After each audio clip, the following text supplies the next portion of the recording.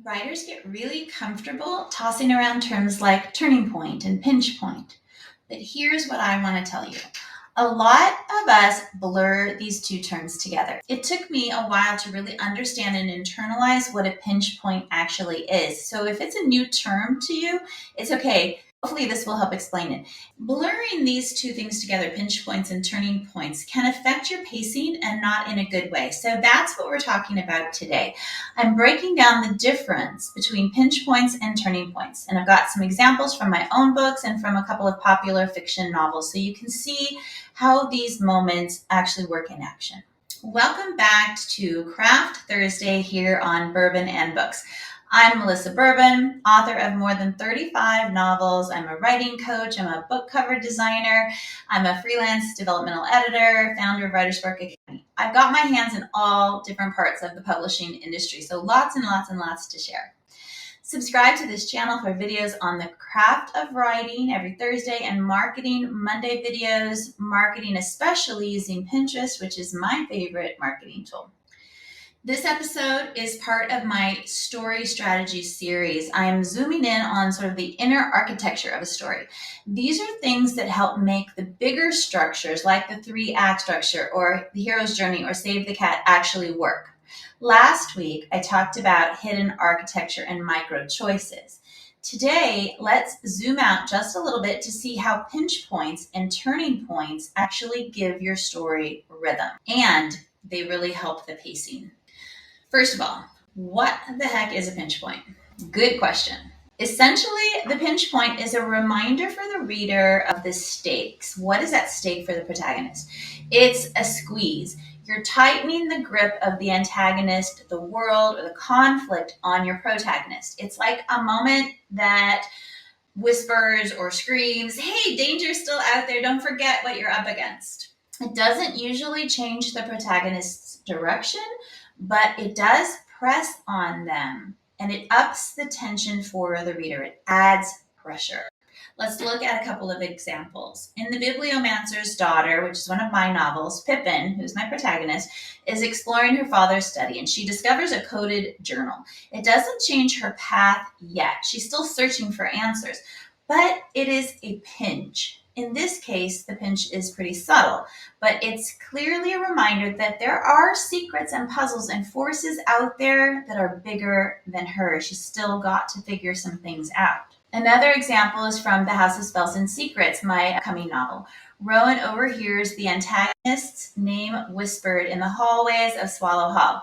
Again, it doesn't change her immediate actions, but it pinches her and the reader with a reminder that this threat is not gone. It is here. It is in the walls. It's something to be faced at some point. Let's look at the Hunger Games. Midway through the games, we have Katniss seeing Peeta with the career tributes. That is a pinch point. It doesn't force her to change direction immediately, but it does remind her and us that these alliances they're forming are fragile and that danger is right there and it's closing in. Okay, what is a turning point then? A turning point is very different from a pinch point. It is not just pressure. It is a pivot. It is when something actually shifts, something happens that makes your character change direction, that makes your character make a different decision or step onto a new path.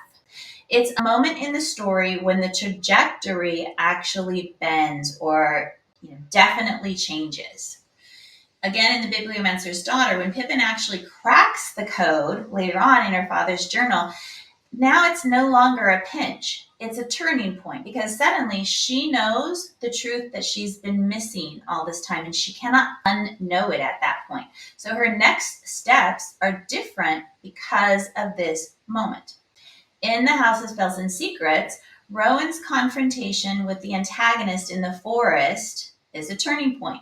When she calls on the woods and discovers just what she is capable of, like her power, that is a turning point. The story literally pivots. She is not the same Rowan after that scene. She cannot undo what she now can do. And then let's look at Pride and Prejudice. Elizabeth Bennet, she reads Darcy's letter, and that is a huge turning point because everything she thought she knew about him and about Wickham changes from that moment on.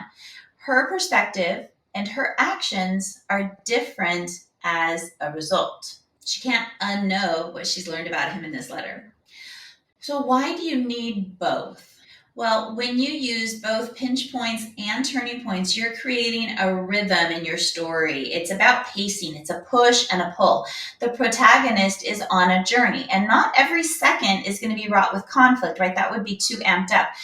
So we go along, but then we have a pinch point, and that is a jolt for the reader. It squeezes the reader and the protagonist, reminding them that the antagonist is out there, alive and well, ready to pounce. Whereas turning points pivot the story. They spin it in a new direction, keeping the reader turning the page. So they complement each other, and they keep that pacing tight. Without pinch points, the middle of your book can feel mushier, sag, that saggy middle that we all fear as writers. And then without turning points, your story can feel like it's circling instead of moving forward. But when you use them together, you get momentum and that pressure, and that is what readers are going to respond to. Okay, here is a practical exercise for you. This is how you can practice it or identify it. Take your manuscript or your outline. With one color highlighter, highlight every moment you think is a turning point, a place where the story changes direction. Then with a different color highlighter, do the same with pinch points, moments that squeeze the protagonist, that remind them of the stakes, but don't necessarily alter the path. If your story has lots of turns but no pinches, it might feel a little like whiplash. If you have lots of pinches but no turns, it might feel a little stalled. Balance is so important, and that's what makes a read very satisfying. Once you know how you tend to write and how your balance is, you can adjust as you need to. All right, here's a quick recap. So pinch points are a squeeze. They remind us what's at stake. Turning points are a pivot. They send the trajectory of the story in a new direction. They change the trajectory of the story. Together, they create strong pacing, rhythm, tension, and momentum. And here's what I think is the best part. Once you start spotting the difference in your own drafts, the difference between pinch points and turning points, the revision process really does become so much easier. You're going to know when to pinch and when to pivot, and when to just let your characters sort of live in the pressure cooker that you have created. All right, now tell me in the comments, what is a pinch point and a turning point from your current work in progress? I would love to see how you are shaping your story's rhythm and pacing. And if pinch points are new to you, I would love to hear that too. Also, remember to subscribe right here to Bourbon and Books so you don't miss next week's episode where we are diving into reversals. Reversals are those moments when a story flips upside down and surprises everyone. It's such a fun tactic. Okay, I will see you then. Until then, happy writing.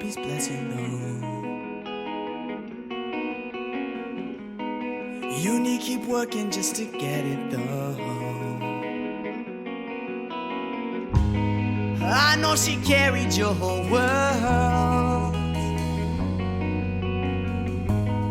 but when it fell down they blamed everybody but themselves over and over.